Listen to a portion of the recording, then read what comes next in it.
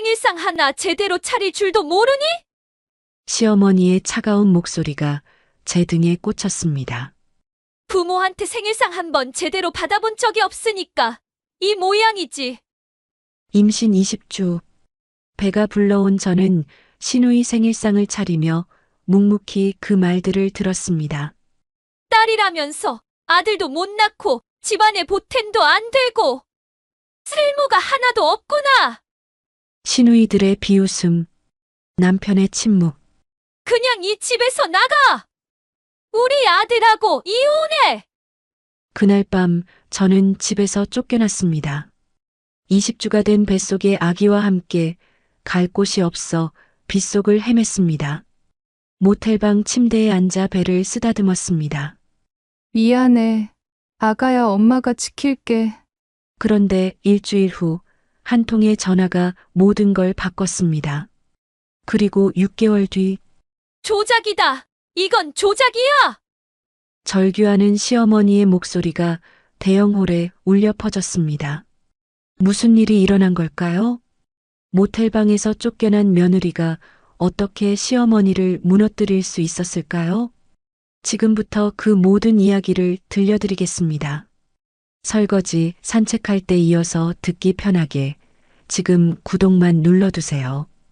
우리네 사연극장이 다음 편을 자동으로 챙겨드립니다. 저녁 6시 시댁 거실.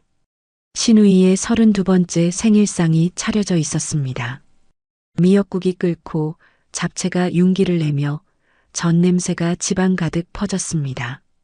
그런데 이 모든 음식을 준비한 사람은 오직 저 혼자였습니다. 임신 20주차. 배가 불러오기 시작해 허리가 쑤시고 종아리가 붓고 어지러움이 밀려왔지만 저는 주방과 거실을 오가며 상을 차렸습니다. 언니, 전 좀 더 노릇하게 구워줘요. 막내 시누이가 소파에 앉아 핸드폰을 보며 말했습니다. 저는 다시 부엌으로 향했습니다. 기름 냄새에 속이 뒤집어질 것 같았지만 참았습니다. 부모 없이 자란 티가 이렇게 나는구나. 시어머니 구애란의 목소리가 등 뒤에서 날아왔습니다. 제 손이 멈췄습니다. 생일상 하나 제대로 차릴 줄도 모르니 부모한테 생일상 한 번 제대로 받아본 적이 없으니까 이 모양이지. 시누이 둘이 쿡쿡거리며 웃었습니다. 저는 떨리는 손으로 전을 뒤집었습니다. 기름이 튀어 손등에 닿았지만 아프다는 말도 할 수 없었습니다. 엄마 말이 맞아. 언니는 진짜 센스가 없어요. 우리 오빠가 불쌍해. 큰 시누이의 말에 가슴이 찢어지는 것 같았습니다. 하지만 저는 고개를 들지 못했습니다. 뱃속에서 아기가 꿈틀거렸습니다. 제가 받는 스트레스를 아기도 느끼는 걸까요? 미안한 마음에 배를 쓸어내렸습니다. 남편 막권역은 어디에 있을까요? 고개를 돌려보니 거실 한 구석에서 휴대폰만 들여다보고 있었습니다. 저와 눈이 마주쳤지만 그는 시선을 피했습니다. 그릇이라도 제대로 놓아. 젓가락이 삐뚤어졌잖아. 시어머니의 질책에 저는 떨리는 손으로 젓가락을 다시 놓았습니다. 완벽하게 일직선으로 1개, 2개, 3개, 12개의 젓가락을 가지런히 정리했습니다. 그 순간 제 안에서 무언가가 끓어올랐습니다. 분노였을까요? 서러움이었을까요? 하지만 저는 그 감정을 꾹꾹 눌러 삼켰습니다. 지금 제가 무너지면 뱃속의 아이는 어떻게 될까요? 미역국이 싱겁네. 다시 끓여. 시누이가 한 숟가락 떠먹고는 얼굴을 찌푸렸습니다. 1시간 동안 정성껏 끓인 미역국이었습니다. 죄송합니다. 제 목소리는 너무 작아서 거의 들리지 않았습니다. 다시 냄비를 들고 부엌으로 향하는데 발이 후들거렸습니다. 벽을 짚고 겨우 걸음을 옮겼습니다. 부엌에 혼자 서서 냄비를 내려놓는 순간 눈물이 핑 돌았습니다. 하지만 울 수는 없었습니다. 우는 순간 모든 것이 무너질 것 같았습니다. 뱃속에서 아기가 또 움직였습니다. 마치 엄마를 위로하듯이 미안해, 아가야. 엄마가 지켜줄게. 작게 속삭이며 다시 소금을 집어들었습니다. 거실에서는 신우이의 생일 축하 노래가 들렸습니다. 저를 제외한 모든 가족이 함께 부르는 노래. 저는 그저 멀리서 그 광경을 바라볼 뿐이었습니다. 부모님이 계셨다면 저도 저런 생일상을 받아봤을까요? 누군가 제 생일을 축하해주고 미역국을 끓여주고 따뜻하게 안아줬을까요? 하지만 저에게는 이제 지켜야 할 생명이 있습니다. 이 아이만은 절대 저처럼 외롭게 크지 않게 하겠다고 마음속으로 다짐하고 또 다짐했습니다. 다음 날 아침 산부인과 반차를 내고 혼자 병원에 왔습니다. 대기실에는 남편과 함께 온 임산부들이 가득했습니다. 저는 구석 의자에 앉아 진료를 기다렸습니다. 한지연님 들어오세요. 초음파 검사실. 차가운 젤이 배 위에 닿자 몸이 움츠러들었습니다. 화면에 아기의 모습이 나타났습니다. 작은 심장이 힘차게 뛰고 있었습니다. 이제 20주 차네요. 정말 예쁜 공주님이에요. 축하드려요. 의사 선생님의 말씀에 제 눈가가 촉촉해졌습니다. 딸이라니. 제 딸이 생긴다니. 아기 상태는 아주 건강해요. 엄마가 스트레스를 많이 받으시는 것 같은데 마음 편하게 가지셔야 돼요. 뱃속 아기들은 엄마의 감정을 그대로 느낄 수 있어요. 스트레스를 받지 말라니. 어제 신우이 생일상에서 받은 모욕이 다시 떠올랐습니다. 하지만 저는 억지로 나쁜 감정을 누르고 미소를 지었습니다. 병원을 나와 휴대폰을 꺼냈습니다. 남편에게 문자를 보냈습니다. 오늘 20주차 진료 받았어. 공주님이래. 전송 버튼을 누르고 답장을 기다렸습니다. 5분, 10분, 30분. 점심시간이 되도록 답장은 오지 않았습니다. 오후 2시 제 직장 구청 복지과에서 업무를 시작했어요. 지연 씨, 어르신 식단 민원 들어왔어요. 동료가 서류를 건네줬습니다. 저는 곧바로 검토에 들어갔습니다. 나트륨 함량, 알레르기 표기, 영양 균형. 하나하나 꼼꼼히 확인했습니다. 여기 알레르기 표시가 너무 작아요. 어르신들이 보기 어려우실 거예요. 글자 크기를 2배로 키워주세요. 제가 메모를 하자 영양사가 고개를 끄덕였습니다. 그리고 이번 주 조리실 위생 점검표 가져와 주세요. 온도 기록이 빠진 곳이 있는지 확인해야 해요. 지연 씨가 오면 일이 술술 풀려요. 정말 꼼꼼하시네요. 팀장님의 칭찬에 저는 쑥스럽게 웃었습니다. 이곳은 제가 유일하게 인정받는 공간이었습니다. 시댁과는 달리 여기서는 제가 필요한 사람이었거든요. 어르신들께 드리는 음식이잖아요. 제 부모님께 드린다는 마음으로 하고 있어요. 부모님. 그 단어를 말하자 가슴이 먹먹해졌습니다. 어제 시어머니가 했던 말이 다시 귓가에 맴돌았습니다. 부모 없이 자란 티가 난다고. 저녁 7시 퇴근길. 버스 안에서 저는 결혼 초를 떠올렸습니다. 처음에 권혁은 정말 다른 사람이었습니다. 비 오는 날이면 항상 우산을 들고 회사 앞으로 마중 나왔습니다. 당신 같은 사람 평생 내가 지켜줄게. 프로포즈 하던 날 그가 했던 말입니다. 그때는 정말 믿었습니다. 이 사람이라면 평생 저를 사랑해 줄 거라고. 결혼 초 6개월은 행복했습니다. 매일 아침 도시락을 싸주면 세상에서 가장 맛있다며 뽀뽀를 해줬고 야근할 때는 따뜻한 국밥을 사들고 왔습니다. 우리 지연이 고생 많았지? 같이 먹자. 시댁 식구들의 강한 결혼 반대에 고민이 많았던 결혼이었지만 이때의 남편은 저의 선택이 잘한 선택처럼 느껴지게 해줬어요. 변화는 결혼 1년째부터 시작됐습니다. 해밀식품의 매출이 정체되면서 권혁의 표정이 어두워졌습니다. 퇴근이 늦어졌고 대화는 줄어들었습니다. 피곤해. 내일 얘기하자. 그의 입버릇이 됐습니다. 내일은 결코 오지 않았지만요. 시어머니의 모욕적인 행동도 이때부터 더욱 심해지기 시작했어요. 명절 때마다 저만 부엌에 가뒀고 사사건건 트집을 잡기 시작했습니다. 대학은 나왔다면서 이것도 못해? 우리 아들이 고생이 많네. 어느새 저는 며느리가 아닌 식모가 되어 있었습니다. 그래도 저는 참았습니다. 언젠가는 나아질 거라고, 아기가 생기면 달라질 거라고 믿었습니다. 하지만 임신 소식을 알렸을 때 권혁의 첫마디는 축하가 아니었습니다. 지금 회사가 어려운데 타이밍이 좀 그렇네. 그 말에 제 가슴이 무너졌습니다. 하지만 저는 웃었습니다. 뱃속의 아이를 위해서 버스에서 내려 집으로 향하는 길, 남편의 답장은 여전히 없었습니다. 문득 생각했습니다. 제 부모님이 살아계셨다면 손녀 소식에 얼마나 기뻐하셨을까요? 저를 안아주고 축하해주고 몸조리 잘하라고 걱정해 주셨겠죠.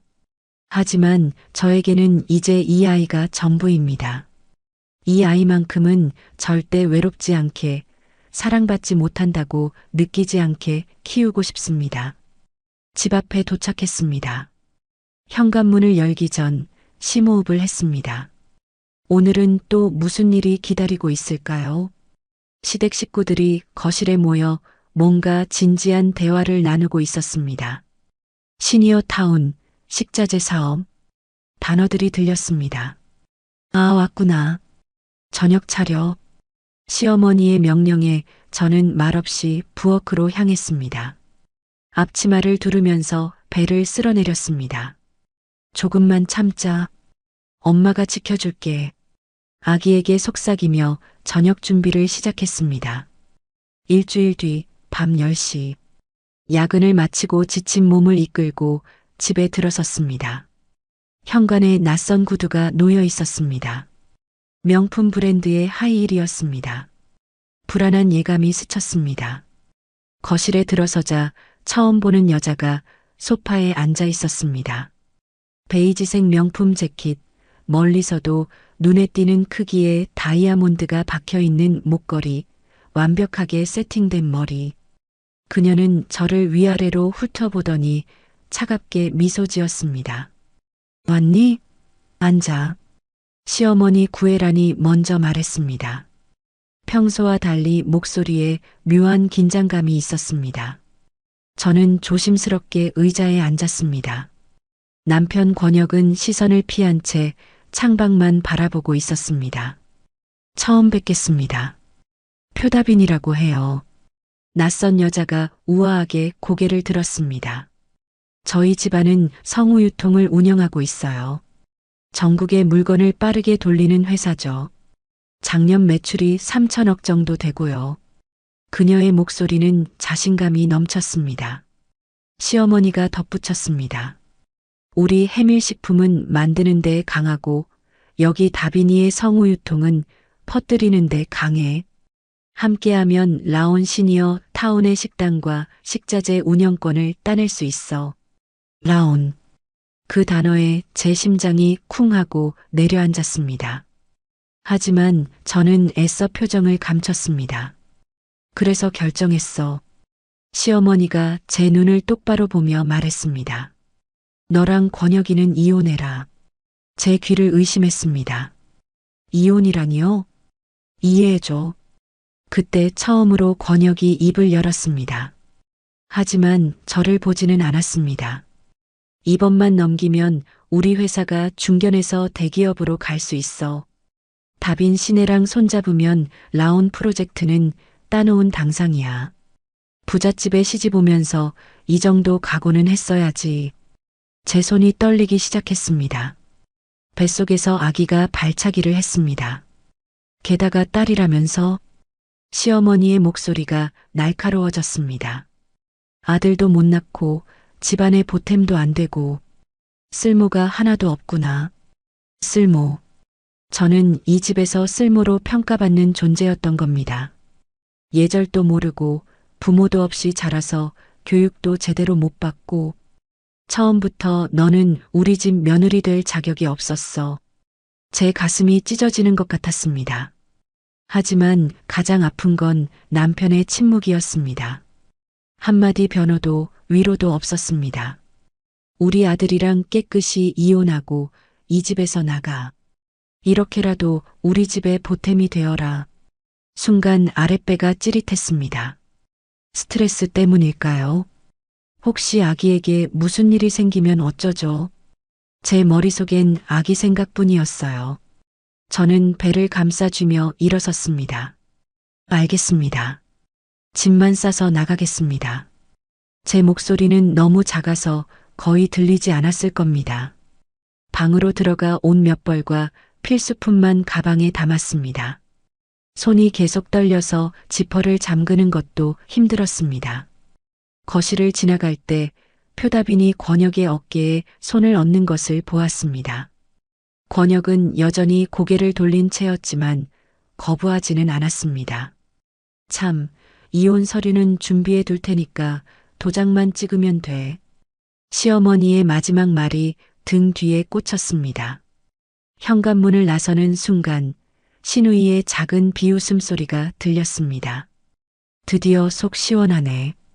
애초에 우리랑 어울리는 신분이 아니었어. 저는 걸음을 멈추지 않았습니다. 눈물이 흘러내렸지만 닦을 수도 없었습니다. 두 손으로 배를 감싸고 있었으니까요. 엘리베이터 안에서 다리가 풀려 벽을 짚었습니다. 거울에 비친 제 모습이 초라했습니다. 부은 얼굴, 헝클어진 머리, 그리고 불룩한 배. 괜찮아, 아가야. 엄마 괜찮아. 제 자신에게도 아기에게도 하는 말이었습니다. 밖은 차가운 봄비가 내리고 있었습니다. 우산도 없이 비를 맞으며 걸었습니다. 갈 곳이 없었습니다.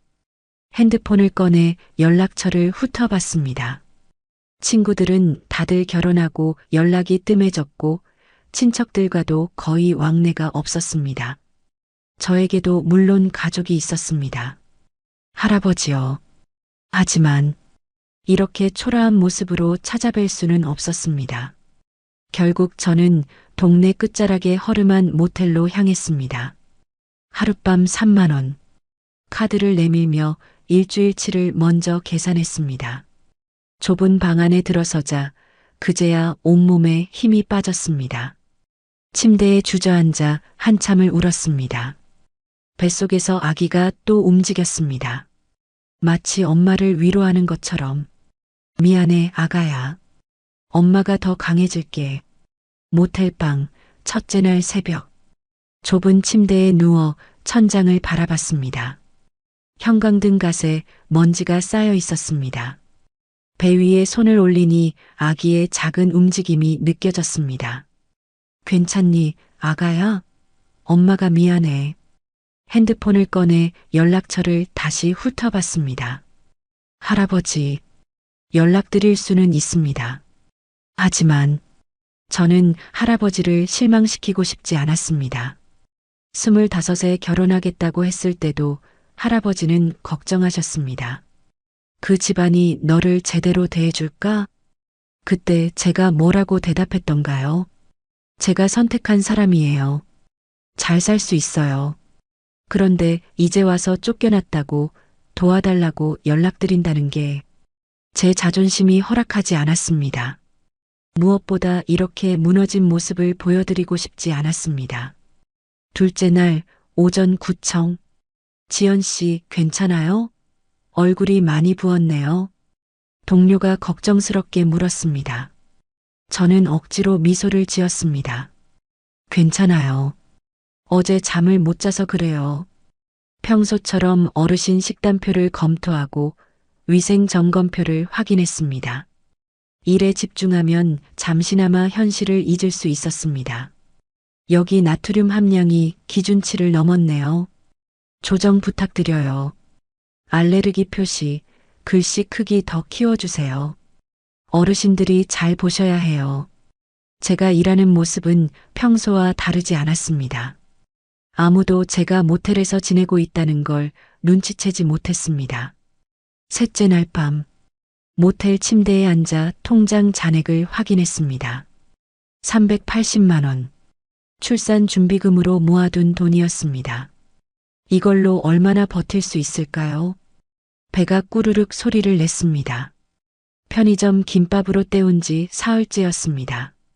아기를 위해서라도 제대로 먹어야 하는데 밤마다 아기 걱정에 태동이 느껴질 때까지 배 위에 손을 얹고 있는 습관이 생겼습니다. 미안해, 아가야. 조금만 참자. 넷째 날 점심시간. 구내식당에서 밥을 먹다가 갑자기 눈물이 났습니다. 따뜻한 된장찌개 한 그릇이 이렇게 고마울 줄 몰랐습니다. 지연 씨, 정말 괜찮아요? 팀장님이 물었습니다. 저는 고개를 숙이고 숟가락질을 계속했습니다. 네, 괜찮습니다. 다섯째 날 저녁. 모텔로 돌아오는 길에 아기용품점을 지나쳤습니다. 쇼윈도에 진열된 분홍색 아기 옷이 눈에 들어왔습니다. 우리 공주님한테 입히면 얼마나 예쁠까? 하지만 지금은 살 형편이 아니었습니다. 발걸음을 돌렸습니다. 그때 배에서 강한 태동이 느껴졌습니다. 쿵쿵쿵. 마치 아기가 힘을 내라고 응원하는 것 같았습니다. 알았어, 아가야. 엄마가 힘낼게. 여섯째 날 새벽 3시. 잠이 오지 않아 핸드폰을 들었습니다. 남편에게서 온 메시지는 없었습니다. 일주일이 지났는데 안부 한번 묻지 않았습니다. 대신 시어머니에게서 문자가 와 있었습니다. 이혼 서류 준비됐다. 빨리 도장 찍으러 와라. 저는 문자를 지웠습니다. 답장할 힘도 없었습니다. 할아버지께 전화를 걸까 수십 번 망설였습니다. 하지만 그때마다 제 자신이 너무 초라하게 느껴졌습니다. 부모님을 일찍 여의고도 씩씩하게 자랐다고 할아버지를 안심시켜 드렸는데 이제 와서 남편에게 버림받았다고 울며 매달릴 수는 없었습니다. 일곱째 날 오후. 오늘 어르신 영양 교육 있는데 지연 씨가 해주실 수 있어요? 네, 제가 하겠습니다. 강의실에 모인 어르신들을 보니 마음이 따뜻해졌습니다. 짜게 드시면 혈압이 올라가요. 싱겁게 드셔야 건강해요. 알았어. 딸 같은 사람이 말하니까 더 잘 들리네. 한 할머니의 말씀에 눈시울이 뜨거워졌습니다. 딸 같다니. 저녁 모텔방. 일주일째 되는 날이었습니다. 더는 이렇게 살 수 없다는 걸 알았습니다. 배도 점점 불러오고 혼자서는 한계가 있었습니다. 하지만 여전히 할아버지께 먼저 연락드릴 용기가 나지 않았습니다. 제가 스스로 일어설 때까지 조금만 더 버티고 싶었습니다. 그때 핸드폰이 울렸습니다. 모르는 번호였습니다. 여보세요? 지연 아가씨, 최 실장입니다. 할아버지의 비서실장이었습니다. 심장이 쿵 내려앉았습니다. 회장님께서 아가씨를 뵙고 싶어 하십니다. 순간 눈물이 왈칵 쏟아졌습니다. 할아버지가 먼저 손을 내밀어 주신 겁니다. 최 실장님과의 통화가 끝나고 30분 뒤 익숙한 검은색 세단이 모텔 앞에 도착했습니다. 최 실장님이 직접 차에서 내려 저를 맞았습니다. 어릴 때부터 할아버지 옆에서 뵙던 분이었습니다. 지연 아가씨, 많이 힘드셨죠? 저는 고개만 끄덕였습니다. 최 실장님은 늘 저를 지켜봐 주신 분이었습니다. 차 안에서 최 실장님이 말씀하셨습니다. 회장님께서 많이 걱정하셨습니다. 시댁에서 어떤 일이 있었는지도 보고받으셨고요. 할아버지께서 다 아시는군요. 늘 아가씨를 지켜보고 계셨으니까요. 라온그룹 본사 회장실. 오랜만에 찾은 곳이었습니다. 평소에는 할아버지 댁에서만 뵙고 회사로는 오지 않았습니다. 누군가 알아볼까 봐서였죠. 지연아.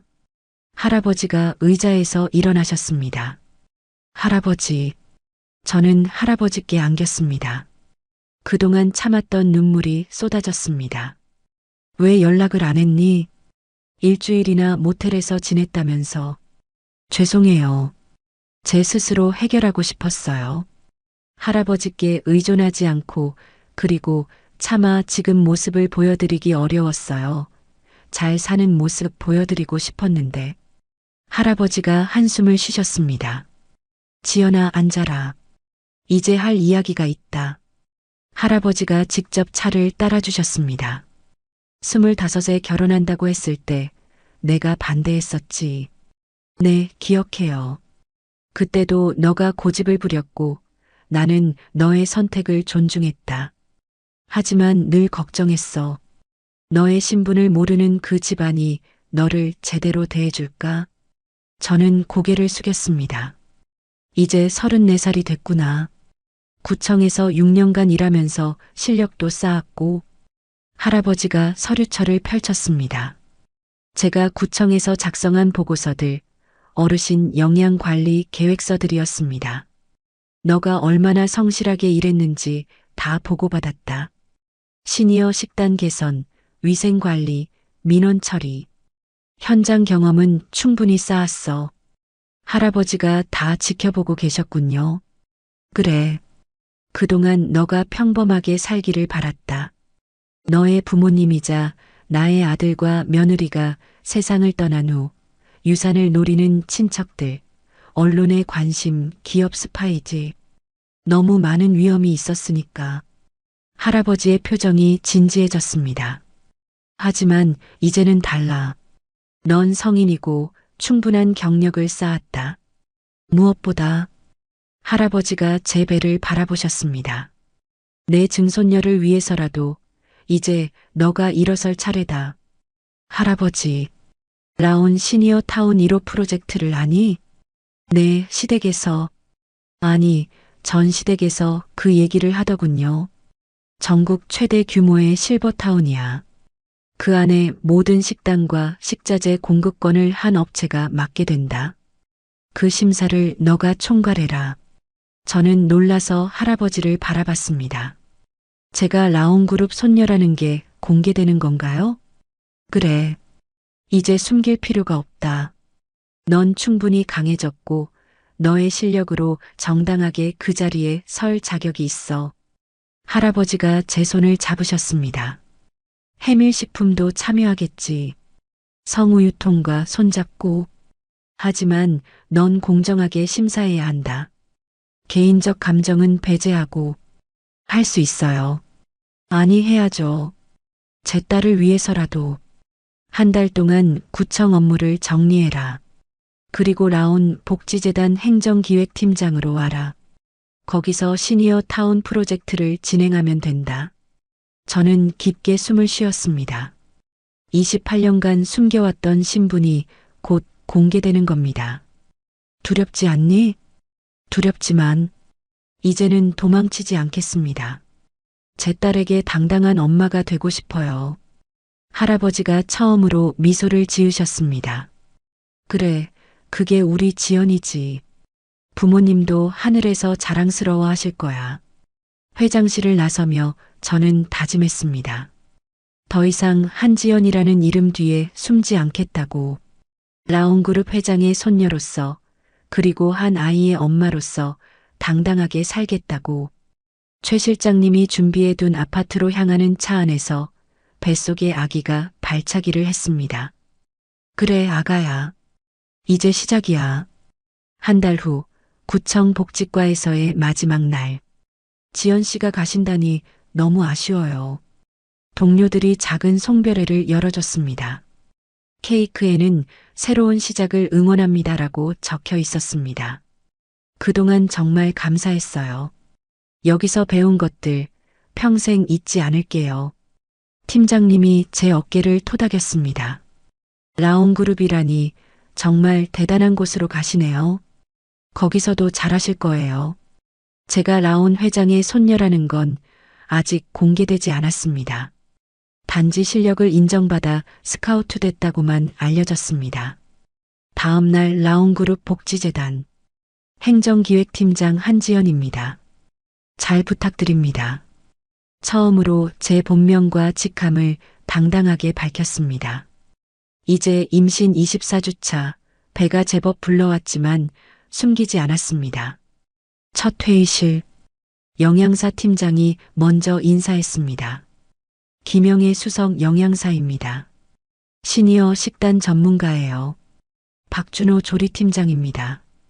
20년간 병원 급식 담당했습니다. 이순자입니다. 어르신 자문단 대표로 왔어요. 저는 화이트보드에 큰 글씨로 적었습니다. 위생이 가장 중요합니다. 모두가 고개를 끄덕였습니다. 어르신들은 면역력이 약하세요.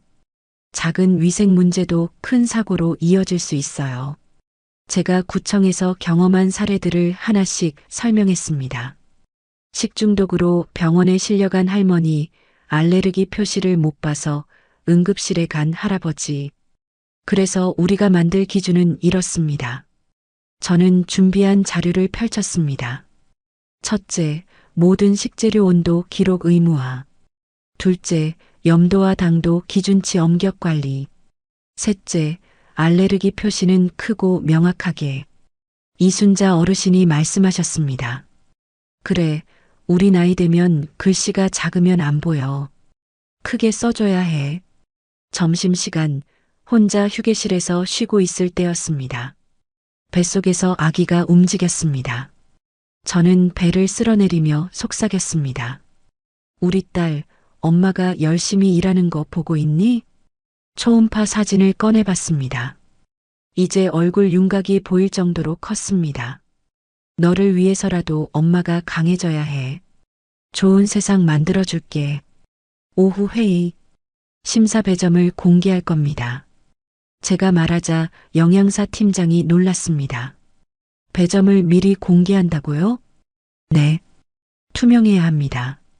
위생 40점, 안전 20점, 맛과 영양 20점, 친절 10점, 관리체계 10점.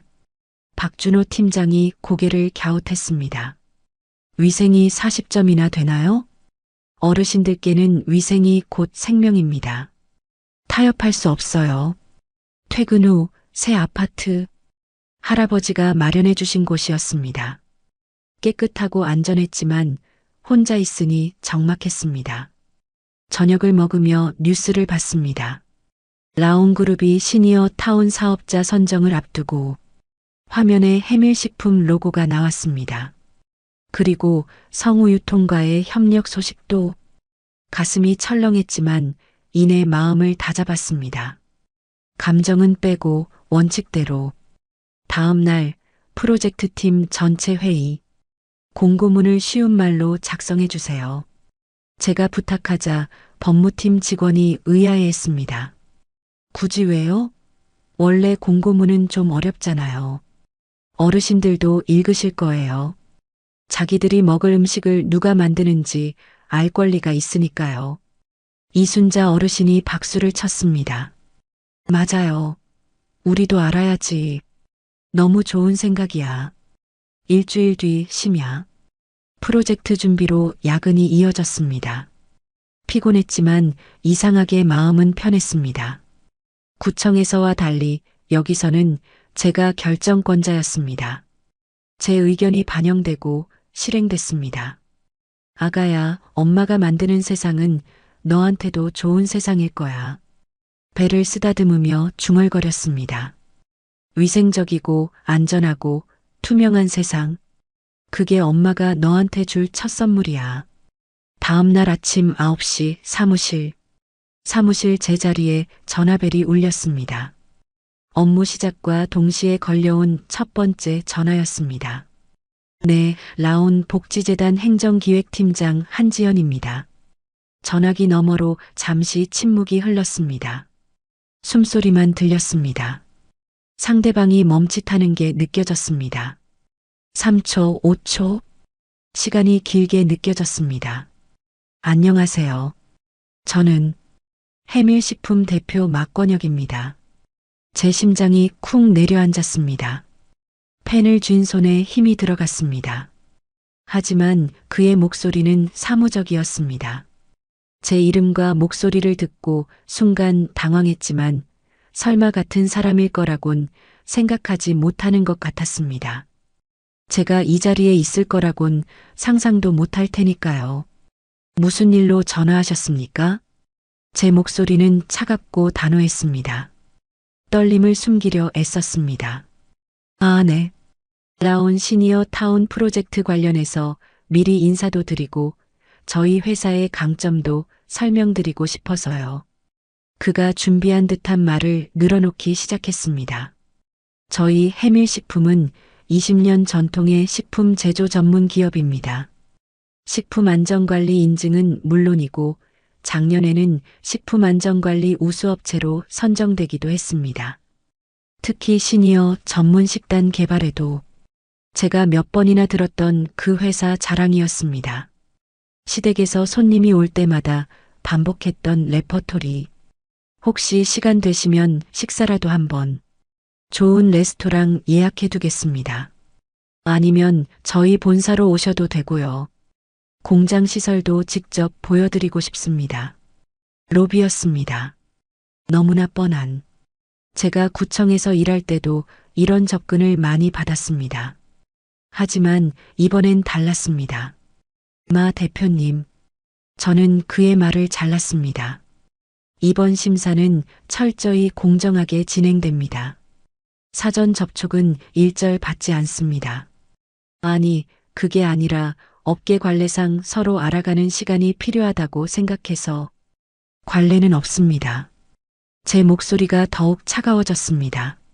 모든 업체는 동등한 조건에서 심사받습니다. 이러한 접근을 다시 시도하신다면 심사 참여 자격을 박탈할 수 있습니다. 한 팀장님, 너무 원칙적으로만 가시면 현실적으로 공식 설명회에서 뵙겠습니다. 그때 궁금하신 점을 질문해 주시기 바랍니다. 전화를 끊고 나서야 손이 떨리는 걸 느꼈습니다. 책상 서랍에서 물병을 꺼내 한 모금 마셨습니다. 차가운 물이 목을 타고 내려갔습니다. 그는 끝까지 제가 그의 전 부인인 걸 모르는 듯 했습니다. 한지연이라는 이름이 흔하다고 생각했겠죠. 설마 자기가 임신한 아내를 모텔로 내쫓은 그 여자가 라온 심사총괄자일 거라곤 꿈에도 생각 못할 겁니다. 저는 심호흡을 했습니다. 뱃속의 아기가 꿈틀거렸습니다. 이제 25주차 배가 많이 불러왔습니다. 괜찮아, 아가야. 엄마는 강해. 너를 위해서라도 강해야 해. 오전 10시 긴급회의. 공고문 최종안 검토하겠습니다. 회의실에는 법무팀, 홍보팀, 영양사팀, 그리고 어르신 자문단까지 모두 모였습니다. 저는 준비한 자료를 펼쳤습니다. 기존 공고문이 너무 어렵습니다. 쉽게 바꿔주세요. 법무팀 과장이 난색을 표했습니다. 그런데 팀장님, 법정 용어는 정확해야 하는데 정확하면서도 쉬울 수 있습니다. 어려울 경우 법정 용어와 쉽게 풀이된 용어를 모두 기재해 주세요. 이순자 어르신이 손뼉을 쳤습니다. 맞아요. 우리도 읽을 수 있게 해주세요. 우리가 먹을 음식인데 우리도 알 권리가 있죠. 박준호 조리팀장도 동의했습니다. 실제로 현장 직원들도 어려운 용어 때문에 실수하는 경우가 많습니다. 쉽게 쓰면 모두에게 좋아요. 오후 2시 공고 발표. 라온 시니어 타운 1호점 식당 및 식자재 운영 사업자 모집. 발표 버튼을 누르는 순간 어깨가 발칵 뒤집혔습니다. 5분도 안 되어 전화가 빗발쳤습니다. 핵심 내용은 명확했습니다.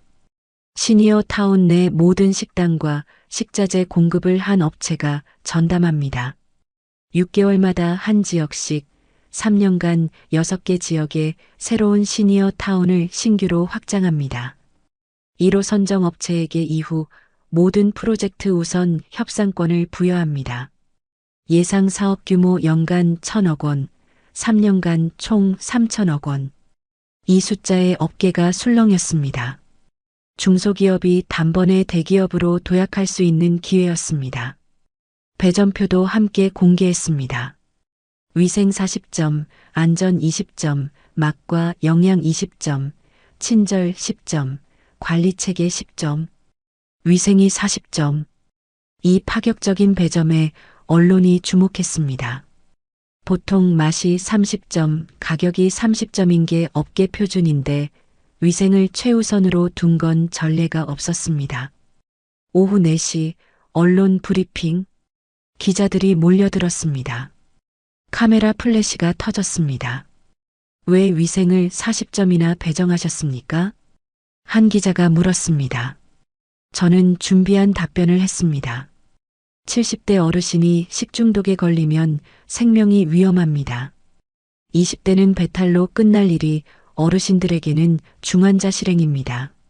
작년 요양원 집단 식중독으로 3분이 돌아가신 거 기억하시죠? 기자들이 고개를 끄덕였습니다. 그런 비극이 반복되면 안 됩니다. 그래서 위생이 최우선입니다. 너무 이상적이지 않나요? 현실적으로 어려울 텐데. 이상이 아니라 현실입니다. 우리 부모님이 드실 음식이라고 생각하면 당연한 기준입니다. 또 다른 기자가 손을 들었습니다. 블라인드 심사는 어떻게 진행되나요? 모든 음식에서 업체 정보를 제거합니다. 어르신 자문단이 순수하게 맛과 영양만으로 평가합니다. 브랜드나 회사 규모는 전혀 영향을 주지 않습니다. 브리핑이 끝나고 사무실로 돌아왔습니다. 책상 위에 서류가 산더미처럼 쌓여 있었습니다. 참가 신청서들이었습니다. 저녁 7시 피곤한 몸을 이끌고 집에 들어왔습니다. TV를 켜니 메인 뉴스에 라온 프로젝트가 나오고 있었습니다. 라온 그룹의 시니어 타운 프로젝트에 업계가 주목하고 있습니다. 특히 해밀식품과 성우유통이 컨소시엄을 구성해 참여한다는 소식인데요. 화면에 두 회사 로고가 나란히 떴습니다. 이어서 권혁과 표다빈이 함께 찍은 사진이 나왔습니다. 고급 레스토랑에서 와인을 들고 있는 모습이었습니다. 해밀식품 막권혁 대표와 성우유통 표다빈 부사장이 사업적 동반자를 넘어 인생의 동반자가 될 예정입니다. 두 사람의 약혼은 단순한 개인적 결합이 아닌 전략적 제휴로 약혼, 그 단어가 가슴에 박혔습니다. 하지만 저에게는 이상하게도 아프지 않았습니다. 이미 끝난 일이었으니까요. 다만 딸에게 든든한 아빠라는 존재가 없다는 게 속상했죠. 업계에서는 이번 컨소시엄이 라온 프로젝트의 최대 수혜자가 될 것으로 TV를 껐습니다. 저는 배를 쓰다듬으며 혼잣말을 했습니다. 아가야, 아빠는 이제 우리와 상관없는 사람이야. 엄마랑 너랑 둘이서도 충분해. 아니, 할아버지도 계시니 셋이구나. 아기가 발차기를 했습니다. 대답하는 것 같았습니다. 일주일 후 공개 설명회 당일 코엑스 오디토리움 200여 개 업체에서 500명이 넘는 사람들이 참석했습니다. 입구에서부터 취재진들이 진을 치고 있었습니다. 대기실에서 최종 점검을 하고 있을 때 최 실장님이 들어왔습니다. 지연 아가씨, 회장님께서 응원하신다고 전해드리라 하셨습니다.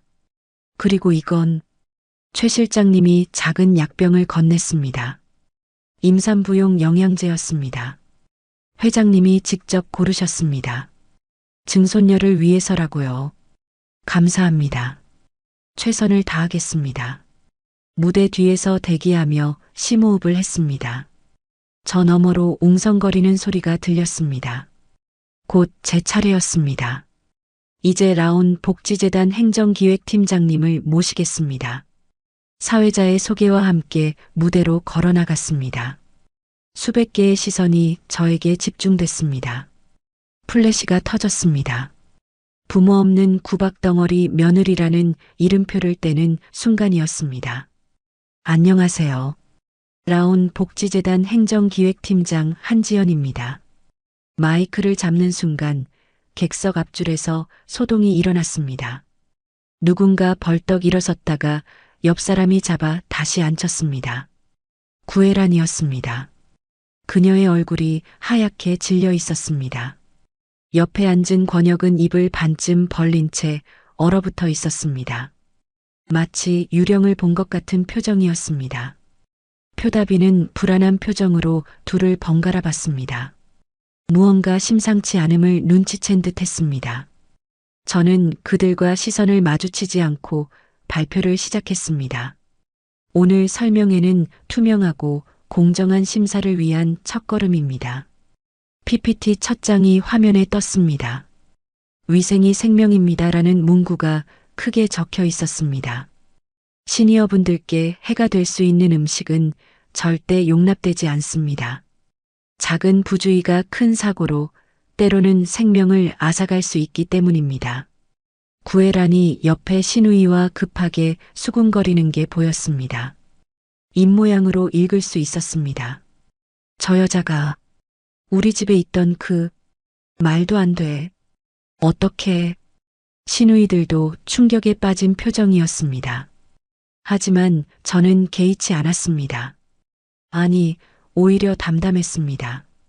심사는 3단계로 진행됩니다. 화면을 넘기며 설명을 이어갔습니다. 첫째, 블라인드 시식입니다. 모든 업체명을 가린 채 어르신 자문단 50명이 직접 평가합니다. 맛, 영양, 소화 용이성을 종합 평가합니다. 둘째, 실시간 온도 추적입니다. IoT 센서를 활용해 물류차에서 저장고, 조리실까지 모든 과정의 온도를 1분 단위로 기록하고 실시간 공개합니다. 셋째, 무작위 현장 점검입니다. 사전 통보 없이 위생 상태를 확인합니다. 모든 과정은 CCTV와 바디캠으로 녹화됩니다. 설명이 끝나자 질의응답 시간이 시작됐습니다. 한 업체 대표가 손을 들었습니다. 위생 40점은 너무 높지 않습니까? 맛이나 가격도 중요한데 어르신들의 건강과 생명이 최우선입니다. 아무리 맛있고 저렴해도 위생이 불량하면 의미가 없습니다. 타협할 수 없는 원칙입니다. 또 다른 질문이 이어졌습니다. 현장 점검이 무작위라면 특정 업체가 불이익을 받을 수 있지 않을까요? 모든 업체를 최소 3번 이상 점검합니다. 점검 시간, 장소, 결과 모두 공개합니다. 완벽한 투명성을 보장하겠습니다. 온도 기록을 실시간으로 공개한다는 게 기술적으로 가능합니까? 이미 시스템을 구축했습니다. 화면을 보시죠. 저는 시연 영상을 틀었습니다. 실시간으로 온도가 표시되는 대시보드가 나타났습니다. 기준 온도를 벗어나면 즉시 경고 알림이 가고 30분 내 조치하지 않으면 자동으로 감점됩니다. 설명회가 끝나고 퇴장하는 길, 구애란이 저를 향해 달려왔습니다. 하지만 보안 직원들이 막아섰습니다. 한지연, 너 지금 무슨 짓을 하는 거야? 그녀의 목소리가 홀 전체에 울려 퍼졌습니다. 사람들이 모두 돌아봤습니다. 기자들이 카메라를 들이댔습니다. 이게 다 계획이었어? 처음부터 우리를 노리고 복수하려고? 저는 걸음을 멈췄습니다. 천천히 뒤를 돌아봤습니다. 구애란과 눈이 마주쳤습니다. 저는 개인적 감정으로 일하지 않습니다. 오직 원칙과 기준에 따라 공정하게 심사할 뿐입니다. 거짓말. 너는 처음부터 너가 어떻게 그 자리에 해밀식품도 다른 업체와 동일한 기준으로 평가받을 것입니다. 실력이 있다면 선정될 것이고 없다면 탈락할 겁니다. 그뿐입니다. 엘리베이터를 향해 걸어갔습니다. 문이 닫히는 순간 권혁과 눈이 마주쳤습니다. 그의 눈에는 충격과 두려움 그리고 후회가 가득했습니다. 문이 완전히 닫혔습니다. 엘리베이터가 올라가기 시작했습니다. 이제 진짜 게임이 시작됐습니다. 설명회 다음 날 아침 8시 사무실에 출근하니 책상 위에 신문들이 쌓여 있었습니다. 일면에는 어제 설명회 기사가 실려 있었습니다. 라온 시니어 타운, 위생 최우선 파격 심사. 해밀식품 모녀 설명회 장소 소동. 두 번째 기사에는 구애란이 저를 향해 소리치는 사진이 실려 있었습니다. 모자이크 처리됐지만 알 사람은 다 알만한 장면이었습니다. 핸드폰이 울렸습니다. 할아버지였습니다. 지연아, 어제 수고했다. 뉴스로 봤다. 할아버지, 괜찮으세요? 쟤 때문에 시끄러워져서. 걱정하지 마라. 원래 큰일을 하면 잡음이 있는 법이야. 너는 원칙대로만 하면 돼. 그럼 아무 문제 없을 거다. 전화를 끊고 이메일을 확인했습니다. 참가 신청 업체가 230개. 예상보다 많았습니다. 대기업부터 아주 작은 소기업까지 다양했습니다. 모두가 이 기회를 잡으려 했습니다. 오전 10시 팀 회의. 이제 본격적인 심사 준비에 들어갑니다. 저는 일정표를 펼쳤습니다. 다음 주부터 서류 심사, 그 다음 주 현장 실사, 마지막 주 시식평가입니다. 박준호 조리팀장이 물었습니다. 현장 실사 일정은 어떻게 되나요? 무작위입니다. 당일 아침에 선정해서 2시간 전에만 통보합니다. 준비할 시간을 주지 않는 거죠. 그럼 평소 상태 그대로 보겠다는 거네요. 네. 가면 없는 민낯을 봐야 진짜를 알 수 있으니까요. 점심시간 구내식당. 혼자 밥을 먹고 있는데 젊은 직원 하나가 다가왔습니다. 팀장님, 혹시 어제 그 여자분이랑 아는 사이세요? 왜 그렇게 생각하시죠? 뭔가 개인적인 감정이 느껴져서요. 너무 격하게 반응하시던데. 저는 담담하게 답했습니다. 과거에 잠깐 인연이 있었습니다. 하지만 심사에는 전혀 영향 없을 겁니다. 직원이 고개를 끄덕이고 자리로 돌아갔습니다. 오후 3시 언론 인터뷰. 경제 전문지 기자가 찾아왔습니다. 한 팀장님, 이번 프로젝트가 업계 판도를 바꿀 것 같은데요. 좋은 선례를 만들고 싶습니다.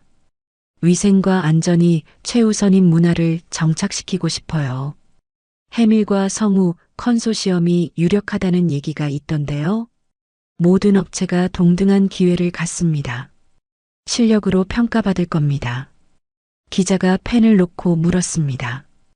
혹시 어제 그 소동, 개인적 관계가 있으신가요? 노 코멘트입니다. 저녁 6시 사무실.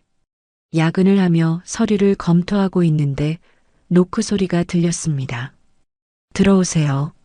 문이 열리고 표다빈이 들어왔습니다. 명품 정장에 완벽한 메이크업. 하지만 예전 넘치는 자신감은 사라진 느낌이었습니다. 한 팀장님, 잠깐 시간 되시나요? 무슨 일이신가요? 인사차 들렀습니다. 앞으로 잘 부탁드려요. 그녀가 명함을 내밀었습니다. 성우유통 부사장 표다빈. 공식 루트로 만나시죠. 여기는 사적 방문을 받지 않습니다. 너무 차갑게 나오시네요. 우리 서로 잘 알잖아요. 서로 잘 안다고요? 저는 그녀를 처음 본 게 시댁에서 쫓겨나던 날이었는데 모르는 사이입니다. 그리고 이런 접촉은 감점 사유가 될 수 있으니 조심하세요. 공정한 심사가 가능할까요? 개인 감정이 개입될 텐데. 걱정 마세요. 저는 프로입니다. 감정이 아니라 사실로 평가합니다. 그녀가 한 발 다가섰습니다. 한 가지 궁금한 게 있어요. 왜 이 자리에 있는 거죠? 복수? 아니, 그것보다 당신 같은 사람이 어떻게 이 자리에 있을 수 있는 거죠? 저는 일어섰습니다. 그녀와 눈높이를 맞췄습니다. 저는 6년간 구청에서 어르신 복지를 담당했습니다. 이 자리는 제 실력과 경험으로 얻은 겁니다. 당신들과는 상관없는 일이에요. 믿기 어렵네요. 믿든 말든 당신 자유입니다. 하지만 한 가지는 분명히 하죠. 저는 문을 가리켰습니다. 조금 더 있다가는 감정이 이성을 넘어 나올 것 같았습니다. 다시는 이런 식으로 접근하지 마세요. 다음엔 공식적으로 문제 제기하겠습니다. 표다빈이 입술을 깨물었습니다. 후회할 거예요. 이미 후회할 일은 다 겪었습니다. 이제 나가주세요. 그녀가 문을 거칠게 닫고 나갔습니다. 저는 다시 의자에 앉았습니다. 손이 떨렸습니다. 뱃속에서 아기가 움직였습니다. 괜찮아, 아가야. 엄마는 흔들리지 않아. 밤 9시, 귀가 중. 지하철을 기다리며 핸드폰을 확인했습니다. 모르는 번호로 문자가 와 있었습니다. 당신이 누군지 이제 알았습니다. 라온 회장의 손녀. 처음부터 다 계획이었군요. 맞건요? 저는 문자를 지웠습니다. 답장할 가치도 없었습니다. 그들은 이제야 제가 라온 회장의 손녀라는 걸 알았나 봅니다. 하지만 그게 뭐가 달라지나요? 저는 여전히 실력으로 이 자리에 있고 공정하게 심사할 뿐입니다. 다음 날 오전, 팀장님, 해밀식품에서 참가 신청을 취소하겠다고 연락 왔습니다. 직원의 보고에 저는 놀랐습니다. 이유가 뭐랍니까? 공정성 시비를 제기하면서 불참하겠다고. 저는 잠시 생각했습니다. 그리고 결정했습니다. 공식 문서로 받으세요. 그리고 언론에 공개하세요. 네, 언론에요? 숨길 이유가 없습니다. 우리는 투명하게 진행한다고 했으니까요. 1시간 후 반전이 일어났습니다. 팀장님, 해밀식품에서 다시 연락 왔습니다. 참가하겠답니다. 무슨 일이 있었나요? 성우유통에서 압박한 것 같아요. 컨소시엄 깨면 둘 다 망한다고. 역시 사업은 감정이 아닌 이익으로 움직이는 법이었습니다. 오후 긴급 브리핑.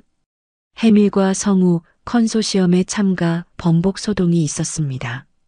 하지만 최종적으로 참가하기로 했습니다. 기자들이 술렁였습니다. 팀장님과 해밀식품 대표가 전 부부관계라는 소문이 있던데요. 개인사는 말씀드리지 않겠습니다. 중요한 건 모든 업체를 공정하게 심사한다는 점입니다. 개인적인 관계는 일절 영향을 미치지 않습니다. 그래도 감정이 개입될 수 있지 않나요? 그래서 블라인드 심사를 하는 겁니다. 저는 최종 결과만 봅니다. 과정은 모두 제3자가 진행합니다. 기자들이 고개를 끄덕였습니다. 이 정도면 공정성 시비는 막을 수 있을 것 같았습니다. 저녁 할아버지 댁. 많이 힘들지? 할아버지가 따뜻한 차를 건네셨습니다. 견딜만 합니다. 거짓말. 얼굴에 다 써 있어. 저는 억지로 웃었습니다. 곧 끝날 거예요. 심사만 끝나면. 그 뒤는 계속 마주칠 텐데. 그땐 그때 생각하죠.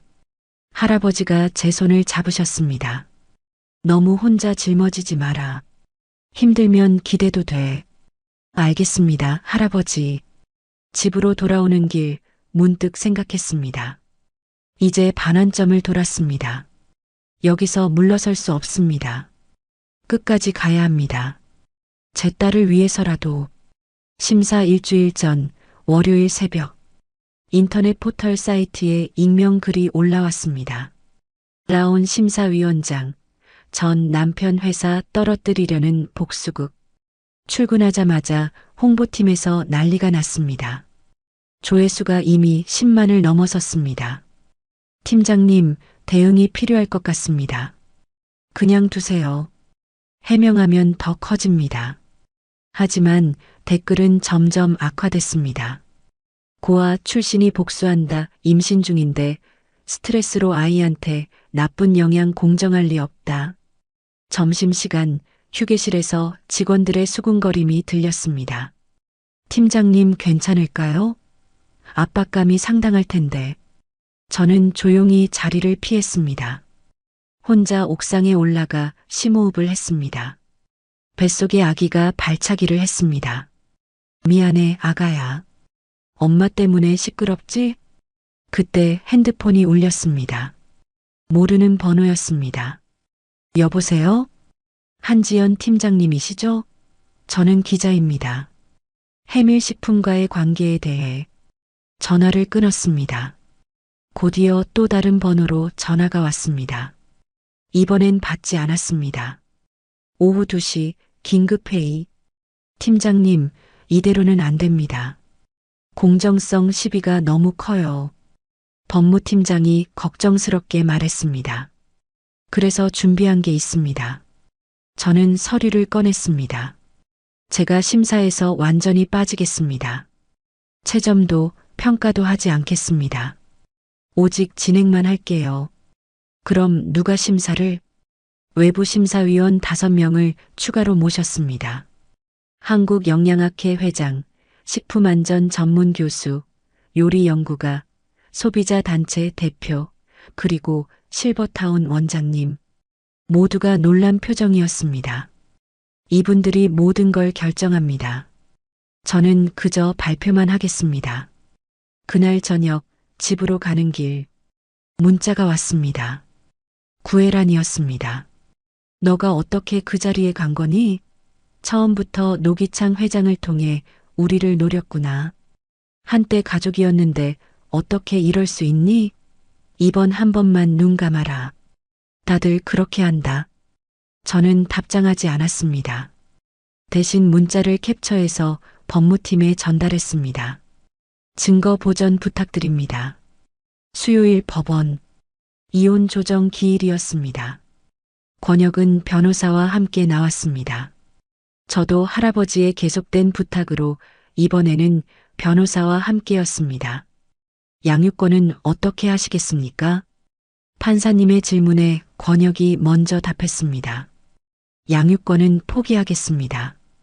양육비도 지급할 의사가 없습니다. 그의 차가운 목소리가 법정에 울렸습니다. 옆에 앉은 구애란이 고개를 끄덕이는 게 보였습니다. 저는 오히려 안도했습니다. 저런 사람에게 제 딸을 단 1시간도 맡기고 싶지 않았으니까요. 친권과 양육권 모두 제가 갖겠습니다. 양육비도 필요 없습니다. 제가 단호하게 말했습니다. 권혁이 잠시 저를 바라봤습니다. 무언가 말하려는 듯 했지만 변호사가 그의 팔을 잡았습니다. 이해 없습니다. 쌍방 합의하에 이혼이 성립됩니다. 판사님의 선언과 함께 우리의 결혼 생활이 끝났습니다. 법원을 나서는데 권혁이 말을 걸었습니다. 미안하다. 이제 와서요? 그래도 아이는 잘 키워줘. 저는 돌아보지 않고 걸어갔습니다. 그의 미안함이 무슨 소용인가요? 이미 늦었는데. 그날 오후 속보가 떴습니다. 해밀식품 막권혁 대표, 성우유통 표답인 부사장과 약혼 발표. 두 기업 결합으로 시너지 기대. 사진까지 공개됐습니다. 호텔에서 약혼 반지를 교환하는 모습이었습니다. 불과 3시간 전에 이혼했는데 바로 약혼 발표라니. 사무실이 조용해졌습니다. 모두가 저를 쳐다봤다가 시선을 피했습니다. 괜찮으세요? 김영희 영양사가 조심스럽게 물었습니다. 네, 괜찮습니다. 예상했던 일이에요. 하지만 가슴 한구석이 아팠습니다. 서러움이 아니라 분노였습니다. 저와 아이를 그렇게 쉽게 버리고 새 출발을 저렇게 당당하게 하다니. 목요일 저녁 할아버지 댁. 많이 힘들었지? 할아버지가 제 어깨를 토닥이셨습니다. 견딜만 해요. 약혼 발표받다. 참 염치 없는 놈들이야. 이제 남남이니까요. 할아버지가 한숨을 쉬셨습니다. 너무 애쓰지 마라. 무리하면 아기한테 안 좋아. 알고 있어요. 조심하고 있습니다. 실제로 요즘 배가 자주 당겼습니다. 스트레스 때문인지 가끔 숨도 차고요. 금요일 심사 전날. 무작위 현장 점검 결과가 나왔습니다. 해밀식품 냉장고 온도 이탈 2건, 라벨 표기 오류 1건, 성우유통 차량 온도 기록 미비 3건. 직원이 보고했습니다. 저는 그저 듣기만 했습니다. 다른 업체들은요? 한비식품 문제 없음, 그린푸드 경미한, 서류 미비한 건, 뉴트리션 플러스 완벽합니다. 해밀과 성우가 가장 문제가 많았습니다. 하지만 저는 아무 말도 하지 않았습니다. 그날 밤 집에서 혼자 앉아 창밖을 보고 있는데 배가 크게 움직였습니다. 28주차, 이제 곧 30주가 됩니다. 조금만 참자, 아가야. 엄마가 정리하고 있어. 핸드폰을 확인하니 문자가 또 와 있었습니다. 지연아, 마지막으로 부탁한다. 제발 한 번만 봐줘라. 권혁. 이번엔 권혁이었습니다. 이혼하고 약혼까지 했으면서 무슨 염치로 부탁을 하는 건지. 저는 문자를 지우지 않았습니다. 이것도 증거니까요. 토요일 새벽. 잠이 오지 않아 일찍 사무실에 나왔습니다. 책상 위에 누군가 놓고 간 봉투가 있었습니다. 열어보니 현금 5천만 원이었습니다. 메모도 있었습니다. 현명한 선택을 기대합니다. 저는 바로 경비실로 내려갔습니다. 어젯밤 제 사무실에 누가 다녀갔나요? 외부인 출입은 없었습니다. 내부자라는 뜻이었습니다. CCTV를 확인해달라고 요청했습니다. 오전 9시 최종 점검 회의. 오늘이 운명의 날입니다. 저는 팀원들을 둘러봤습니다. 제가 어떤 압박을 받고 있는지 아실 겁니다. 하지만 흔들리지 않았습니다. 우리는 원칙대로 갑니다. 봉투를 꺼내 보였습니다. 이것도 증거입니다. 경찰에 신고하겠습니다. 모두가 숨을 삼켰습니다. 누가 보냈는지는 중요하지 않습니다. 중요한 건 우리가 돈에 움직이지 않는다는 걸 보여주는 겁니다. 박준호 팀장이 말했습니다. 팀장님, 정말 괜찮으시겠어요? 너무 많은 걸 감당하시는 것 같은데. 제가 선택한 길입니다. 끝까지 가겠습니다. 그때 배가 또 당겼습니다. 순간 얼굴을 찡그렸지만 아무도 모르게 참았습니다. 조금만 더 버티자. 오후 2시 최종 심사 직전. 대기실에서 마지막 준비를 하고 있었습니다. 밖에서는 이미 취재진이 대기 중이었습니다.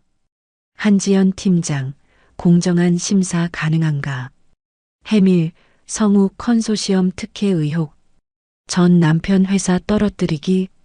온갖 추측성 기사들이 쏟아졌습니다. 하지만 저는 개의치 않았습니다.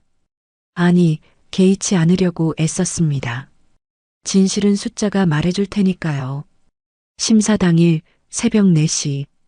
잠이 오지 않아 침대에 앉아 있었습니다. 핸드폰을 켜니 악성 기사들이 쏟아져 있었습니다. 한지연 팀장, 고아 콤플렉스로 복수극? 댓글은 더 끔찍했습니다. 고아 출신이라 정이 없나 봐. 고아. 그 단어가 가슴에 박혔습니다. 부모님은 일찍 돌아가셨지만 저는 고아가 아니었습니다. 할아버지가 계셨고 사랑받으며 자랐습니다. 머리가 지끈거렸습니다. 며칠째 제대로 잠을 못 잔 탓이었습니다. 배 위에 손을 올렸습니다. 아기가 평소처럼 꿈틀거렸습니다. 아가야, 오늘만 버티자. 오늘이 마지막이야. 아침 8시, 라온 본사. 직원들이 걱정스럽게 저를 바라봤습니다. 팀장님, 얼굴이 많이 피곤해 보이세요. 괜찮습니다. 오늘만 지나면 쉴 수 있어요. 오전 10시, 최종 심사장. 외부 심사위원들 앞에 섰습니다. 오늘 심사는 여러분이 진행해 주십시오. 저는 관여하지 않겠습니다. 한 팀장님은 어디 계실 건가요? 밖에서 기다리겠습니다. 결과만 받겠습니다. 휴게실에서 기다리는 동안 눈이 자꾸 감겼습니다. 커피를 마시며 버텼습니다. 점심시간 할아버지 전화. 지연아, 뉴스 봤다. 많이 힘들지? 견딜만 합니다. 오늘만 끝나면 돼요. 너무 무리하지 마라. 건강이 먼저야. 알겠습니다, 할아버지. 오후 2시 밖에서 소란이 들렸습니다. 불공정 심사 반대. 한지연 아웃. 창밖을 보니 시위대가 모여 있었습니다. 한숨이 나왔지만 개의치 않으려 애썼습니다. 오후 3시 심사 종료. 외부 심사위원장이 결과 봉투를 가져왔습니다. 심사 끝났습니다. 뉴트리션 플러스가 최종 선정됐습니다. 감사합니다. 공정하게 진행해 주셔서 고맙습니다. 오후 4시 발표 직전. 대기실에서 잠시 쉬고 있는데 문이 열렸습니다. 권혁이었습니다. 잠깐만 얘기 좀. 할 말 없습니다. 나가주세요. 그가 문 앞에서 무릎을 꿇었습니다. 제발, 한 번만 봐줘. 잘못했어. 늦었습니다. 결과는 이미 나왔어요. 아기 생각해서라도. 이제 와서 우리 아기요? 양육권도 포기했으면서 법정에서 한 말. 엄마가 시킨 거였어. 그게 변명이 되나요? 이제 나가주세요. 저는 그를 지나쳐 발표장으로 향했습니다. 오후 5시 발표장. 300명이 모여 있었습니다. 제가 단상에 오르자 야유가 쏟아졌습니다. 물러나라. 공정하지 못한 심사. 저는 마이크를 잡았습니다. 라온 시니어 타운 1호점 식당 운영 사업자를 발표하겠습니다. 장내가 조용해졌습니다. 최종 선정 업체는 잠시 멈췄습니다. 구애란의 얼굴이 보였습니다. 긴장으로 일그러진 표정이었습니다. 뉴트리션 플러스입니다. 발표가 끝나자 구애란이 벌떡 일어났습니다. 조작이다. 이건 조작이야. 하지만 저는 이미 마이크를 내려놓고 있었습니다. 모든 심사는 외부 위원단이 진행했습니다. 결과는 공정합니다. 단상을 내려오자 갑자기 긴장이 풀렸는지 다리가 후들거렸습니다. 벽을 잡고 겨우 서 있으면서 배를 쓰다듬었습니다. 아가야, 버텨줘서 고마워. 이제 끝났어. 직원이 달려와 부축했습니다. 팀장님, 괜찮으세요? 네. 이제 병원 가서 쉬어야겠네요. 제가 모셔다 드릴게요. 고개를 끄덕였습니다. 정말 피곤했습니다. 며칠 만에 처음으로 마음이 편해졌습니다. 병원으로 가는 차 안에서 잠깐 눈을 감았습니다. 아기가 뱃속에서 건강하게 움직였습니다. 이제 정말 끝났구나. 발표 다음 날 병원. 하루 종일 잠을 잤습니다. 깨어나니 저녁이었습니다. 옆에 할아버지가 앉아 계셨습니다. 깼구나. 할아버지, 언제 오셨어요? 아침부터 있었다. 너무 곤히 자길래 깨우지 않았어. 할아버지가 제 손을 잡으셨습니다. 수고했다, 우리 지연이. 그 한마디에 눈물이 났습니다. 그동안 참았던 모든 감정이 쏟아졌습니다. 힘들었어요, 할아버지. 정말 힘들었어요. 알아. 다 알아. 저녁 9시 병실. TV 뉴스에서 후속 보도가 나왔습니다. 라온 시니어 타운 사업자 선정 관련 검찰이 수사에 착수했습니다. 해밀식품 측에서 제기한 로비 의혹과 관련해 화면이 바뀌며 오늘 아침 해밀식품 사무실이 나왔습니다. 검찰 직원들이 박스를 들고 나오는 장면이었습니다. 아이러니하게도 수사 과정에서 해밀식품의 뇌물시도 정황이 발견됐습니다. 할아버지가 TV를 껐습니다. 보지 마라. 다 지나간 일이야. 그때 핸드폰이 울렸습니다. 최 실장님이었습니다. 지연 아가씨, 알려드릴 게 있습니다. 무슨 일이세요? 구애란 여사가 구속됐습니다. 저는 놀라 할아버지를 바라봤습니다. 뇌물 제공 시도만이 아니라 식품위생법 위반도 여러 건 적발됐다고 합니다. 식품위생법 위반. 심사 과정에서 발견된 문제들이었겠죠. 권혁 씨는요? 불구속 상태입니다. 직접 관여한 증거가 없다네요. 전화를 끊고 한참을 생각했습니다. 구애란이 구속됐다니. 시댁의 실세였던 그녀가 다음 날 퇴원, 집으로 돌아오니 책상 위에 서류가 쌓여 있었습니다. 뉴트리션 플러스와의 계약서, 2호점 준비 서류들이었습니다. 그 중에 편지 한 통이 있었습니다. 권역의 글씨였습니다. 지연아, 먼저 사과할게. 변명의 여지가 없는 거 알고 있어. 엄마는 구속됐어. 내가 막았어야 했는데 못했네. 표답인과는 파혼했어. 당연한 결과지. 사업이 아니라 사람을 봤어야 했는데. 너와 아기에게 진심으로 미안해. 언젠가 아버지 자격을 얻을 수 있기를 바랄게. 권역. 편지를 읽고 한참을 생각했습니다. 용서할 수 있을까요? 아니, 용서해야 할까요? 저는 편지를 서랍에 넣었습니다. 아직은 결정할 수 없었습니다. 일주일 후 라온 본사 업무에 복귀했습니다. 배가 많이 불러 움직임이 불편했지만 일하는 게 더 마음 편했습니다. 팀장님, 2호점 준비 순조롭습니다. 6개월 후면 오픈이네요. 네, 그때쯤이면 아기도 100일 지나겠네요. 맞아요. 그때쯤이면 제 딸도 100일이 지나 있겠죠. 점심시간 옥상. 혼자 샌드위치를 먹고 있는데 김영희 영양사가 올라왔습니다. 팀장님, 혼자 계셨네요. 바람 쐬러 올라왔어요. 한 가지 물어봐도 될까요? 뭔데요? 정말 복수가 목적이 아니었나요? 저는 웃었습니다. 복수요? 그럴 시간이 어디 있었겠어요. 그저 제 일을 했을 뿐이에요. 그래도 속으로는 화가 났죠. 서러웠고요.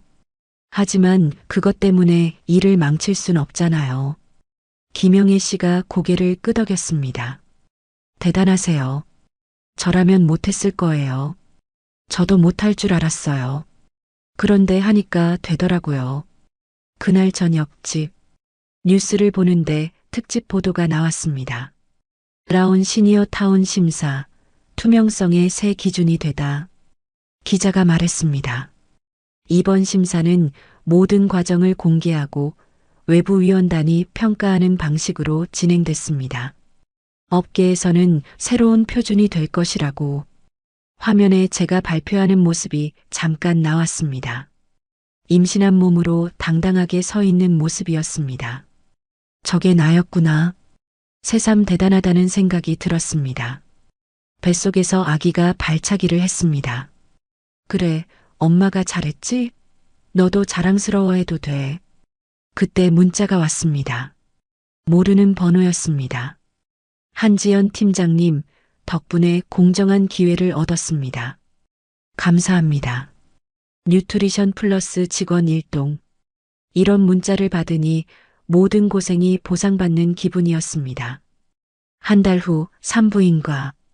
이제 35주네요. 조금만 더 있으면 만날 수 있어요. 의사 선생님의 말씀에 가슴이 두근거렸습니다. 아기 상태는 아주 건강해요. 엄마가 스트레스 많이 받으셨는데도 잘 버텨줬네요. 초음파 화면을 보니 아기 얼굴이 선명하게 보였습니다. 제 코를 닮은 것 같기도 하고. 궁금한 거 있으세요? 혹시 혼자 낳아도 괜찮을까요? 보호자는 꼭 필요해요. 할아버지라도 오시면 좋겠네요. 맞아요. 저에겐 할아버지가 계시죠. 병원을 나와 걸으며 생각했습니다. 처음 시댁에서 쫓겨났을 때는 세상이 끝난 것 같았습니다. 하지만 지금은 달라요. 저는 제 힘으로 일어섰고 공정하게 일을 마쳤습니다. 무엇보다 곧 제 딸을 만날 수 있습니다. 이게 진짜 시작이구나. 출산 이틀 전 라온 본사. 팀장님, 이제 쉬셔야 하는 거 아니에요?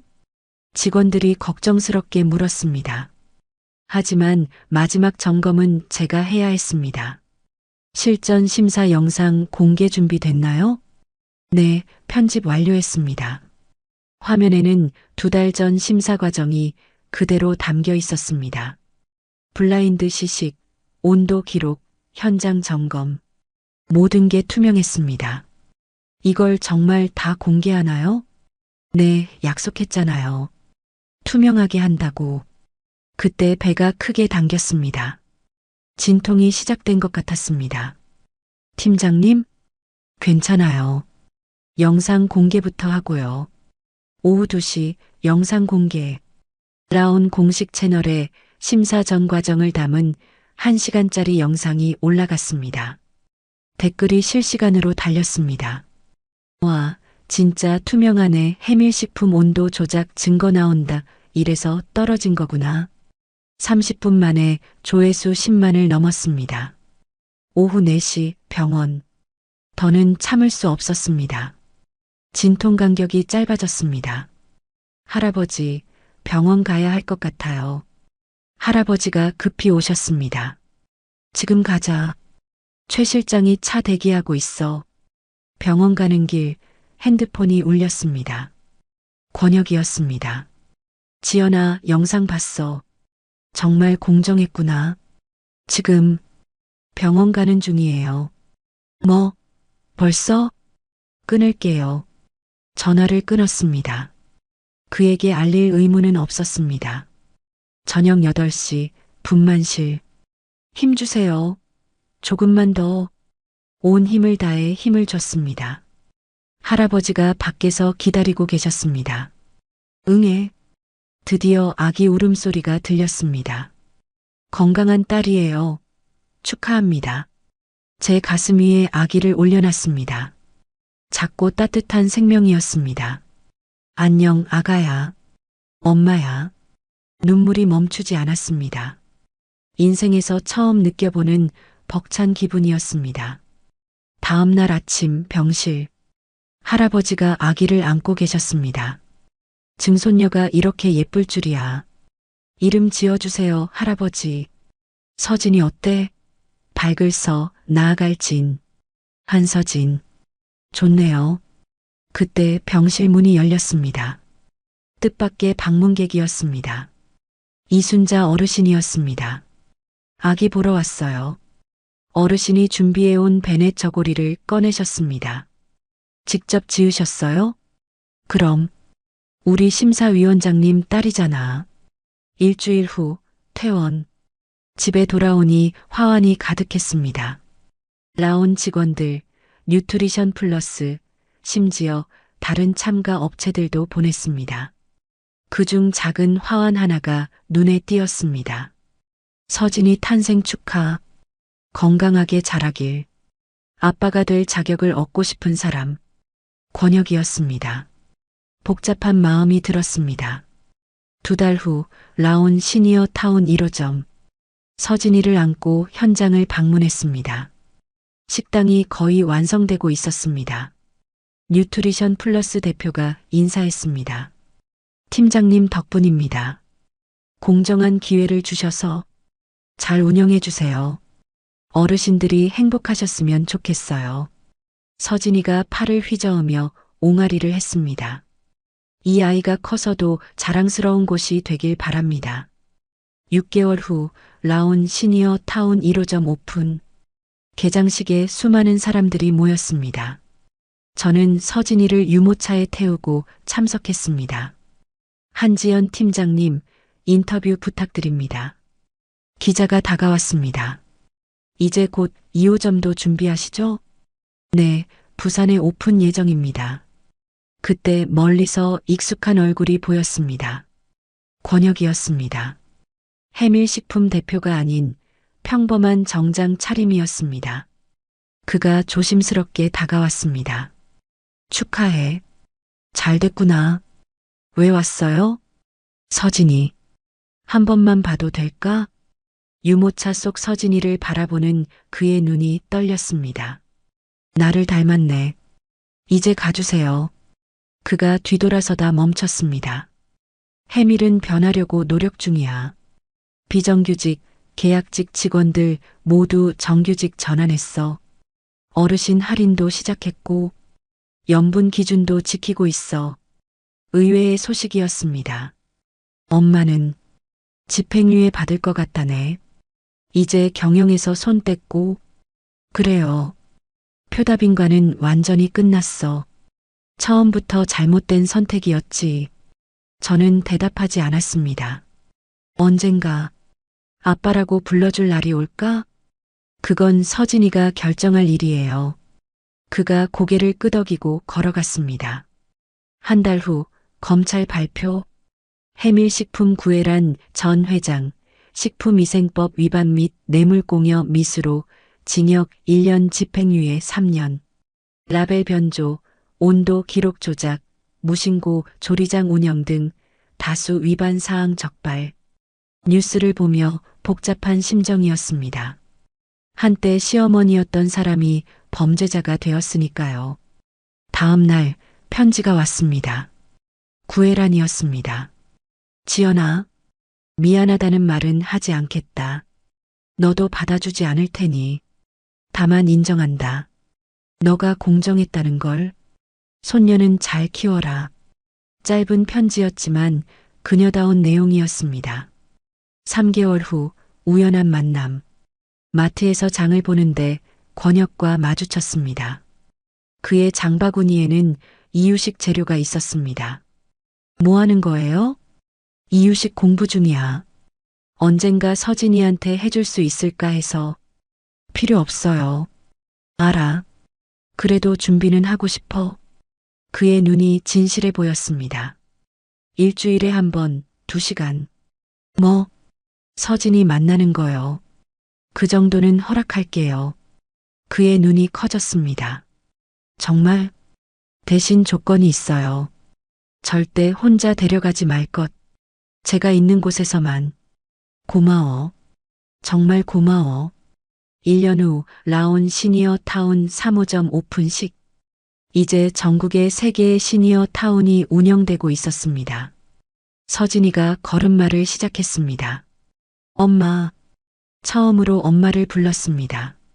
그날 권혁이 서진이를 만나러 왔습니다. 이제는 매주 토요일 오후 정기 면접이 자리 잡았습니다. 서진아, 아빠야. 서진이는 아직 아빠라고 부르지 않았습니다. 하지만 거부하지도 않았습니다. 저는 멀리서 그들을 지켜봤습니다. 용서는 아직입니다. 하지만 서진이에게는 아빠가 있는 게 나을지도 모릅니다. 제가 그리워했던 것처럼. 2년 후 라온 시니어 타운 6호점 완공식. 엄마, 어디야? 조금씩 말을 하기 시작하는 3살이 된 서진이가 물었습니다. 그래, 엄마랑 많은 사람들이 함께 만든 거야. 전국 6개 도시의 시니어 타운이 완성됐습니다. 매일 3,000명의 어르신이 안전한 식사를 하고 생활을 하고 계십니다. 단상에 오르니 이순자 할머니가 맨 앞줄에 계셨습니다. 이제 82세가 되신 할머니는 여전히 자문단 대표였습니다. 우리 지연이가 해냈구나. 할머니가 눈물을 닦으셨습니다. 그날 저녁 1호점 식당. 퇴근 후 들렀습니다. 김이 모락모락 오르는 저녁 식사 시간이었습니다. 한 어르신이 저를 알아보셨습니다. 아, 한 팀장님. 어르신, 식사는 맛있으세요? 짜지도 않고 부드러워서 좋아요. 속도 편하고. 그 말에 가슴이 뭉클했습니다. 이게 제가 원했던 거였습니다. 식당을 나서니 권혁이 서진이 손을 잡고 기다리고 있었습니다. 오늘은 토요일, 아빠와 만나는 날이었습니다. 아빠, 엄마 왔다. 서진이가 뛰어왔습니다. 6개월 전부터 아빠라고 부르기 시작했습니다. 고생했어. 권혁이 말했습니다. 그의 손에는 해밀식품 어르신 전용 제품 샘플이 들려 있었습니다. 이번에 새로 나온 거야. 나트륨 30% 줄였어. 그래요. 우리는 이제 부부는 아니지만 서진이의 부모로서 협력하고 있습니다. 서진아, 아빠랑 저녁 먹고 올까? 응, 아빠랑 피자. 서진이가 권혁 손을 잡았습니다. 9시까지만이에요. 알았어. 늦지 않게 데려다 줄게. 그들이 떠나는 모습을 보며 생각했습니다. 용서는 아직도 어렵습니다. 하지만 서진이는 행복해 보입니다. 아빠가 있어서. 밤 9시. 서진이가 돌아왔습니다. 엄마, 아빠가 이거 줬어. 작은 상자였습니다. 열어보니 목걸이가 있었습니다. 펜던트에는 서진이라고 새겨져 있었습니다. 메모가 있었습니다. 서진이 100일 때 만들었는데 이제야 전한다. 너희 모녀가 건강하길. 권역. 복잡한 마음이 들었습니다. 침대에 누운 서진이가 물었습니다. 엄마, 아빠는 어디 갔어? 아빠는 왜 집에 같이 안 사는지 묻고 싶은 것 같았습니다. 친구들은 아빠랑 같이 자는데. 서진아, 사랑하는 방법은 여러 가지야. 엄마, 아빠는 따로 살지만 너를 사랑하는 건 똑같아. 그래도 가치가 좋은데. 아직 말은 서툴지만 무슨 말을 하는지 다 이해할 수 있었습니다. 서진이가 잠들고 난 후 창밖을 봤습니다. 라온 시니어 타운의 불빛이 보였습니다. 어르신들이 편안히 쉬고 계실 공간. 핸드폰이 울렸습니다. 할아버지였습니다. 지연아, 뉴스 봤다. 치료점도 확정됐다더구나. 네, 할아버지. 자랑스럽다. 부모님도 하늘에서 기뻐하실 거야. 할아버지 덕분이에요. 아니다. 너 스스로 해낸 거야. 할아버지 감사해요. 전화를 끊고 일기를 썼습니다. 오늘도 하루가 지났다. 아직 모든 걸 용서하지는 못했다. 하지만 우리는 조금씩 나아가고 있다. 서진이는 건강하고 어르신들은 안전하게 식사하신다. 이것만으로도 충분하다. 펜을 내려놓고 서진이 옆에 누웠습니다. 작은 숨소리가 평화롭습니다. 이게 제 삶입니다. 완벽하지는 않지만 제가 선택하고 만들어가는 삶. 그리고 전 오늘도 내일을 준비합니다. 더 나은 세상을 위해, 제 딸을 위해. 시어머니는 말했습니다. 부모 없이 자란 티가 난다고. 맞습니다. 저는 부모 없이 자랐습니다. 하지만 그래서 더 강해질 수 있었습니다. 오늘도 제 딸 서진이가 묻습니다. 엄마, 우리가 만든 거야? 응, 우리가 만들었어. 엄마가 너에게 물려줄 세상이야. 깨끗하고 공정하고 따뜻한 세상. 오늘 이야기가 마음에 남으셨다면 구독과 알림으로 다음 만남을 예약해 두세요. 우리네 사연 극장이 다시 찾아갑니다. 그리고 오늘 이야기를 듣고 느낀 감정과 생각을 댓글로 소통해 주세요.